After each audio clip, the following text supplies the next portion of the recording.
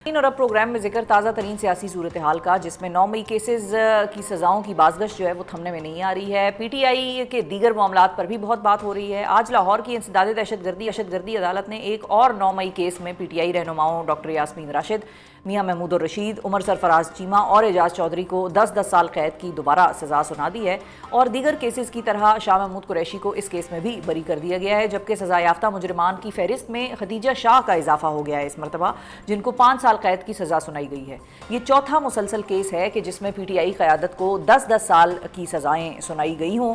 और दूसरी जानिब अडयाला जेल से इमरान खान की जानिब से वज़ीर आला अली अमीन गंडापुर को सूबे में अमन व अमान कायम करने के लिए अफगानिस्तान जाकर मुज़ाकरात करने की हिदायत की खबरें भी सामने आ रही हैं। ये सब मामलात किस तरफ जा रहे हैं, इस हवाले से गुफ्तगू करने के लिए हमारे साथ मौजूद हैं साबिक वफाकी वज़ीर फवाद चौधरी साहब। अस्सलाम वालेकुम फवाद साहब। जी साहब, बहुत शुक्रिया चौधरी साहब, आपने वक्त निकाला। सबसे पहले तो अब बतौर वकील, बल्कि मैंने तारुफ आपका सियासतदान की हैसियत से कराया, लेकिन वकालत की तरफ से हम आगाज़ करते हैं आज कि आज एक और 9 मई का केस आया, उसका एक और फैसला आया, उसी पैटर्न पे दोबारा 10-10 साल कैद की सज़ाएँ आईं और उन्हीं लीडरान को आईं जिनको पहले 3 मरतबा सज़ाएँ सुनाई जा चुकी हैं। सिर्फ इजाफा आज की अगर हम लिस्ट देखें तो उसमें खदीजा शाह साहिबा का था।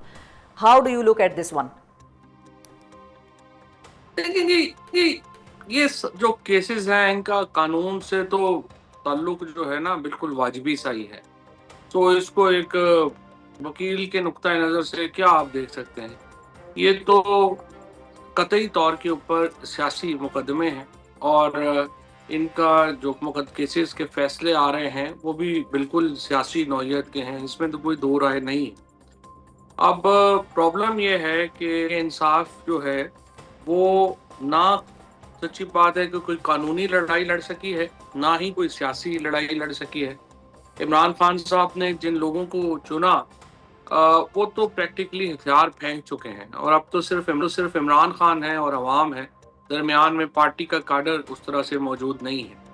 और इमरान खान की जो मकबूलियत है वो अलबत्ता रोज़ और ऊपर जा रही है। अगर 65% लोगों ने 9-8 वोट किया था इमरान खान के लिए, आज 75% लोग इमरान खान के लिए वोट करेंगे और उनकी जो सेंटिमेंट है लोगों का वो इमरान खान के साथ खड़ा है। मैं इसको जिस तरीके से देखता हूँ वो ये है कि जो बुनियादी तौर के ऊपर जो सुकम है वो, देखिए ना, इस वक्त सच्ची बात तो ये है कि हुक्मरान और इमरान खान दोनों ही जो पॉलिटिकल स्ट्रेटजी है वो मुआवजे पर ही इस वक्त जो है वो मुनहसर है। हुक्मरान चाहते हैं कि कोई मुआवजा हो जाए जिससे इमरान खान की पॉलिटिकल पॉपुलैरिटी जो है वो नीचे आ जाए और वो चैन से हुकूमत कर सकें। और दूसरी तरफ इमरान खान समझते हैं कि कुछ ऐसा हो जाए कि पाकिस्तान के अंदर इस तरह से हुकूमत की तब्दीली हो कि वो बहुत ताकतवर हुक्मरान बन के पाकिस्तान में वापस आ सकें। अब ये दोनों जो चीज़ें हैं ये किसी स्ट्रैटेजी पे मुनहसर नहीं है, ये विश के ऊपर मुनहसर है। और मैंने खान साहब से जब मेरी मुलाकात हुई तो मैंने उन्हें कहा कि देखिए आपका स्टांस बहुत बड़ा है, कोई उसमें दो राय नहीं है।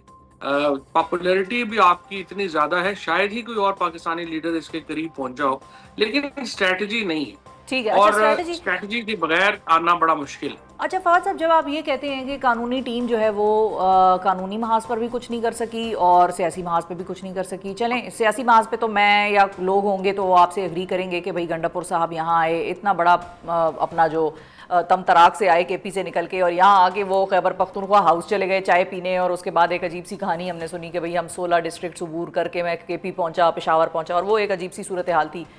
लेकिन जो कानूनी महाज है जहाँ पर बहुत सारे लोग ये कहते हैं, और इंडिपेंडेंट मुबस्सिरीन हो जाएं, लिखने लिखाने वाले हो जाएं, लॉयर्स हो जाएं, वो ये कहते हैं जब कानून ही नहीं है तो कानूनी स्ट्रेटजी कैसे बनेगी? जब अदालतों के फैसले ही नहीं माने जाते तो फिर कानूनी, चाहे कोई भी वकील दुनिया का आके बैठ जाए तो वो क्या कर लेगा? नहीं, बिल्कुल सही बात है। तो फिर आपने देखिए ना, आपने वकीलों को क़यादत क्यों दी थी? आपने हामिद खान को सेनेटर क्यों बनाया था? आपने पिछले जो हाई कोर्ट सदर थे लाहौर के, उनको 3 करोड़ रुपया दे दिया, मौजूदा सदर को 5 करोड़ रुपया दे दिया। लॉयर आपसे 15 जो है वो जमा नहीं होते। आपकी जो ILF है वो किधर है? जो लोग आपके केसेस लड़ रहे हैं, आप मुझे बताइए उनमें कितने हैं जो इस काबिल हैं कि वो मुकदमे भी लड़ सकें? जो स्ट्रेटजी अगर आपने कानून के एतबार से अदालतों के ऊपर जो सिचुएशन है उसको सामने रख के बनानी थी ना। मिसाल के तौर के ऊपर एजाज चौधरी साहब को, महमूद रशीद साहब को, यास्मीन राशिद साहिबा को मल्टीपल केसेस के ऊपर जो पीटीआई की पार्टी है वो क्या अदालतों में गई, और अगर अदालतों में नहीं गई तो क्यों नहीं गई, और अगर अदालतों में जाते और 200 वकील भी जज के सामने खड़े होते कि एक ही तरह के मुकदमों में आप 34,000 लोगों को ट्राई कर रहे हैं और 34,000 पिटीशनें जो है वो पहले आप सुने, तो आपको सुननी पड़ती ना। अब आपका प्रॉब्लम ये है कि ना तो आप कोई लीगल स्ट्रेटजी बना सके हैं और लेकिन ना ये ही इतना आप आसान है political फवाद strategy। साहब, ये क्या इतना आसान है कि 200 लोग जज के सामने खड़े हो जाएं और जो सजा चार मुकदमों में हो रही थी और जहां फैसला हुआ था कि भाई इन सबको 10-10 साल की सजा देनी है, तो उनका सजा मुअत्तल हो जाएगी या सजा नहीं होगी सिर्फ इसलिए कि 200 लोग जज के आगे खड़े हो गए? Because the system has turned against PTI ना। नहीं, बिल्कुल बिल्कुल भी। आप मुझे 1000 वकील पर सुप्रीम कोर्ट के सामने खड़े कर दें और उनसे कहें कि आप इन मामलों के ऊपर जो है वो फैसला करें, सुप्रीम कोर्ट को फैसला करना पड़ेगा। बिल्कुल अच्छा। सवाल ही पैदा नहीं होता कि आप जब तहरीक बनाएं और आप कहें कि सारे वकीलों को इतना ही इग्नोर कर देंगे। बार एसोसिएशंस में आपकी कारकर्दगी ये है, आपके जो लोग हैं उन्होंने वो लोग बाहर फ्रॉड कर रहे हैं लोगों से चंदों के ऊपर जो मौजूदा। देखिए हम तो 3 साल से बाहर ही नहीं जा सके, हम तो PNIL के ऊपर और इनके ऊपर हैं। ये जो सारी लीडरशिप है, आप जरा इनके दौरे उठा के देखें कितने हुए।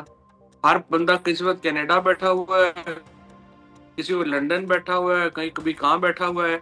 तो बुनियादी तौर के ऊपर ये सारा एक जो फ्रॉडस्टर्स का ग्रुप था वो पीटीआई के ऊपर मुलव्वस हो गया, मतलब मुसल्लत हो गया। उन्होंने एक तरफ अपनी जो लीगल मामलात थे उनसे नहीं पैसे तो बनाए, सारे एक तरफ पॉलिटिकल मामलात से पैसे बनाए, अभी तक ये पोजीशनें ली। इंप्रेशन आता था फवाद साहब कि आपको पीटीआई की जो लीगल क़यादत है उससे एतराज ज्यादा है। अब आप जो बात कर रहे हैं वो तो फिर उसमें तो सियासी क़यादत भी आती है, जिसमें फिर शायद बाकी लोग भी आते हैं जो MNAs रहे हैं, सियासी या क़यादत तो है ही कोई नहीं पीटीआई की, कौन सी सियासी क़यादत? असद कैसर साहब वगैरह वगैरह, जुल्फी बुखारी, यही नाम बाहर नजर आते हैं, कासिम सूरी, ये लोग बाहर नजर आते हैं। बाकी तो अब बाहर वाले किसकी आप बात कर रहे हैं वो मैं समझने से कासिर हूं। वो पूछ ही कोई नहीं रहा। देखिए आप मुझे बताएं इस वक्त पीटीआई की सियासी लीडरशिप में शाह महमूद कुरैशी की क्या हैसियत है, एजाज चौधरी की क्या हैसियत है, यास्मीन राशिद की क्या हैसियत है, उनको मजबूरी खत लिखना पड़ा आज, है उनको आज मजबूरी खत लिखना पड़ा। इकबाल साहब की क्या हैसियत है, हमाद अजहर की क्या हैसियत है, जो हमारे लोग जिन बेचारों ने सजाएं सही जो सारे अंदर गए उनकी क्या हैसियत है।